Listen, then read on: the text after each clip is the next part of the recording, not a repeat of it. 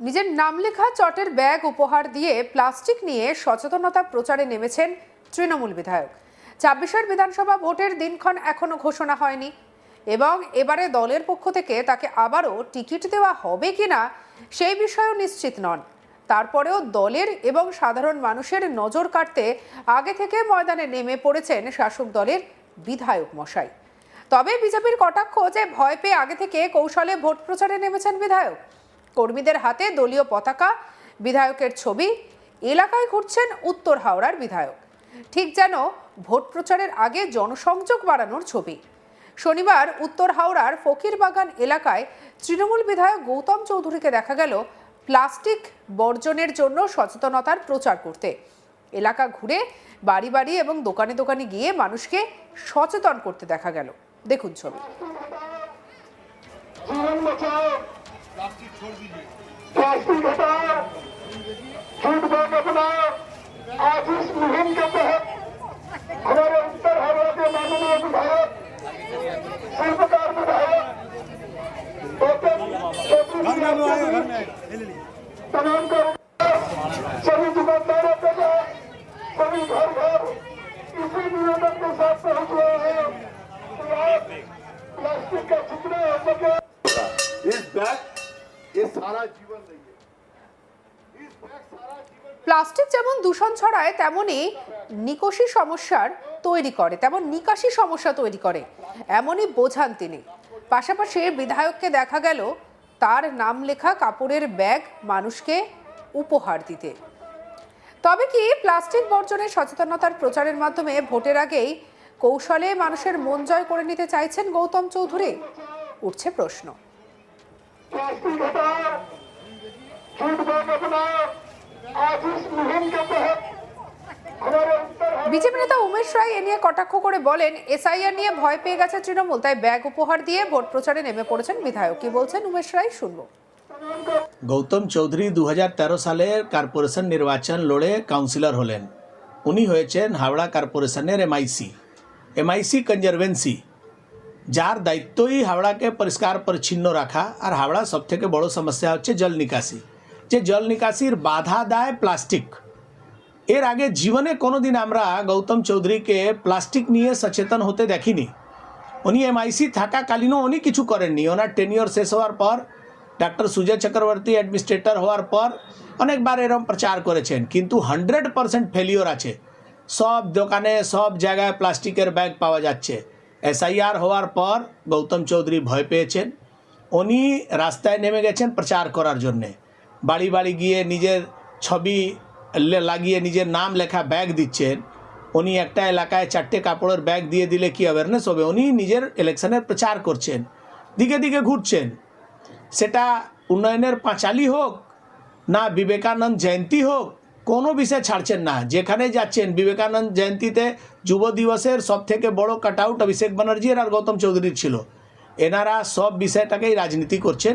আজকে উনি যেটা মাঠে নেমেছেন সেটাও নেমেছেন ব্যাগ দেওয়ার জন্যে, মানুষের কাছে নিজে প্রচার করার জন্যে। মানুষ এদেরকে চিনেছে, 15 বছর ধরে এদেরকে টেস্ট করেছে, টেস্ট করে ফেল করে দিয়েছে।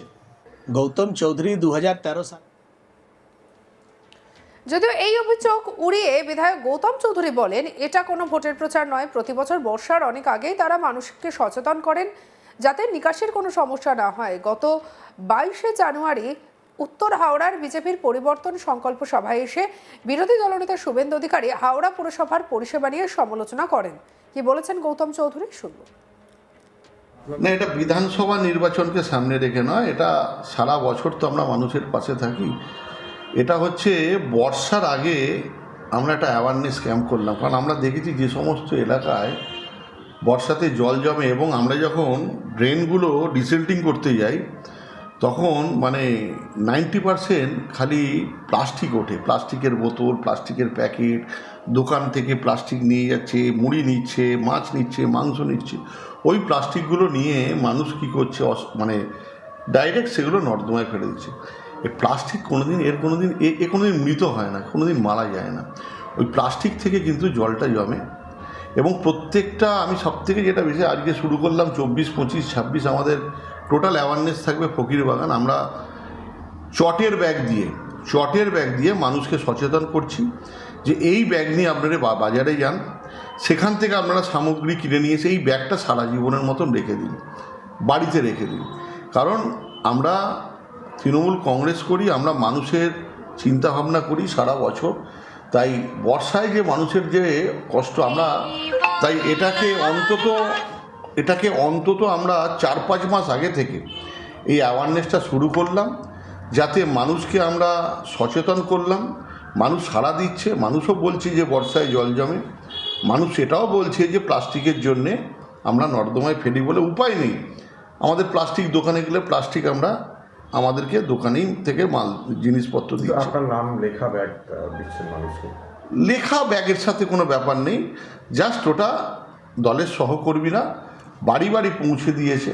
তাই আমি বলি সকলকে, এটা বলছি আমাদের উত্তর হাওড়ার সমস্ত জায়গায়, যে আমরা সমস্ত জায়গাতে কিছুদিনের মধ্যে প্লাস্টিক বর্জন করব।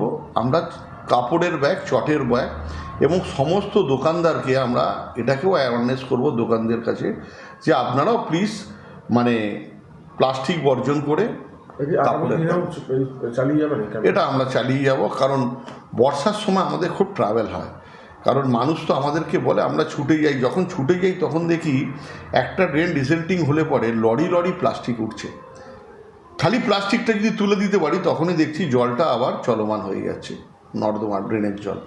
তাই আমরা এটাকে চাইছি যে প্লাস্টিক বর্জন হোক, চটের ব্যাগ নিয়ে মানুষ আগামী দিনে বাজার করুক, দোকান করুক এবং আগামী প্রজন্ম এতে খুব লাভবান। এটা ভোটের সাথে কোনো রিলেটেড নয়, এটা ভোটের, আমি আবার বলছি, কারণ যেহেতু আমরা মানুষের সাথে, মানুষের পাশে, মুখ্যমন্ত্রী মমতা বন্দ্যোপাধ্যায় আমাদের শিখিয়েছেন 24 ঘন্টা আমরা মানুষের পাশে থাকি, জন্ম থেকে মৃত্যু। তাই আমরা বর্ষার ঠিক 4-5 মাস আগে আমরা এই অ্যাওয়ারনেস ক্যাম্প শুরু করলাম। বিজেপির অভিযোগ, গৌতম চৌধুরী পুরসভার জঞ্জাল বিভাগের মেয়র পারিষদ ছিলেন, তিনি নিকাশের কাজ করেননি, এখন ভোটারদের মন জয় করতে প্রচারে নেমেছেন। उसी में बाजार लाइएगा, किसी को भी बोलिएगा बैग लेके आइए, सामान देंगे।